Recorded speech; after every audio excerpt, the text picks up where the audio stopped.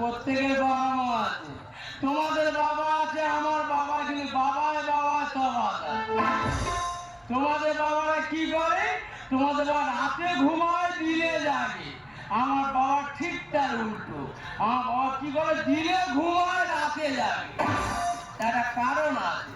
পাড়ার যত বিধবা মেয়ে আছে তাদের স্বামীরা মরে যাওয়ার সময় সমস্ত দায়িত্ব আমার বাবার হাতে দিয়ে গেছে। সারা রাত বিধবা মেয়েদের ডিউটি দিতে হয়। আমার বাবার এই নারী কল্যাণ থেকে সরকারকে পুরস্কার দিয়েছে, বিশাল পুরস্কার। তা কি পুরস্কার? তোমার কাছে গল্প করি, বিশ্ব খরচের পুরস্কার। বাবার নামে গুণগান করছি? না না, তুমি পুরস্কার পেয়েছে, কেউ জানে কি না জানে না, তাই সবাইকে শুনিয়ে দিই। বাবার নামে পাড়ায় বলে বেড়াচ্ছে, ভালো লাগছে? ভালো লাগবে না? হাতে দাদা তোমরা বলো, বাবা যদি পুরস্কার আমি ছেড়ে দেওয়া ভালো লাগবে না?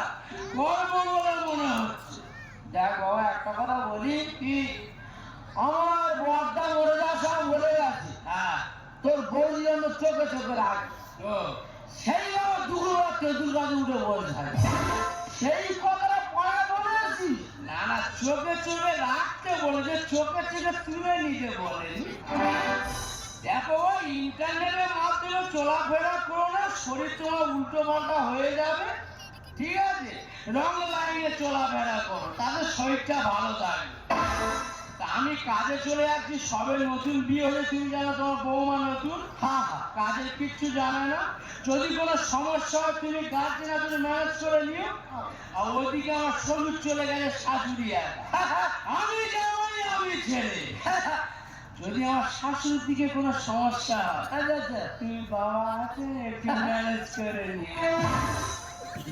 ছেলে কত বড় দায়িত্ব দিয়ে চলে যাচ্ছে। এদিকে বড়মার দায়িত্ব, ওদিকে বিড়ির দায়িত্ব, এদিকে আমার বৌদির দায়িত্ব। একা যদি সব দায়িত্ব নেব, আমার দায়িত্বটা কে নেবে? ওরা ঠিক বন্ধু আমার দিকে কিছু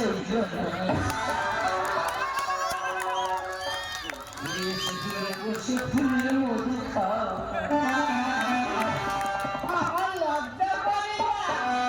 ওরা ঠিক বন্ধু